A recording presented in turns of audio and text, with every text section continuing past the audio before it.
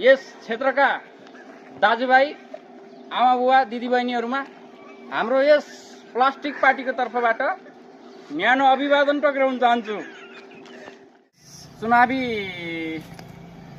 आजको यस चुनावी गर्दैलो कार्यक्रमलाई यहाँ सम्बोधन गर्दै हाम्रा सम्पूर्ण यस क्षेत्रका सम्पूर्ण आमा बुवा दाजुभाइ तथा दिदीबहिनीहरूमा यो पालिको भोट हाम्रो यस प्लास्टिक चिन्हलाई दिनुहुनेछ भन्दै हामी यस कार्यक्रमलाई सुरुवात गर्न चाहन्छौँ।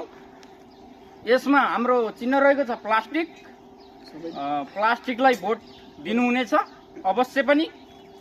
र हाम्रो पार्टीको एजेन्डा रहेको छ, यदि हामीले यो चुनावमा बहुमत ल्यायौँ, हामीले जित्यौँ भने हामी यो क्षेत्रलाई चाहिँ प्लास्टिक मुक्त घोषणा गर्नेछौँ। हाम्रा दाजुभाइ दिदीबहिनीहरूले कुना काप्चामा मुत्ने अग्ने गरेका छन्, यसलाई पनि हामीले दिशामुक्त क्षेत्र बनाउनेछौँ।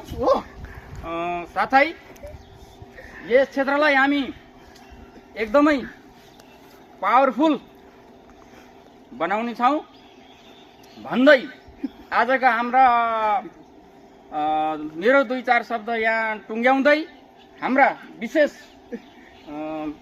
पार्टीको तर्फबाट सदस्य हाम्रा झाम्टे प्रसादलाई म यहाँ 2-4 शब्द राखिदिनु हुन विनम्र अनुरोध गर्दछु।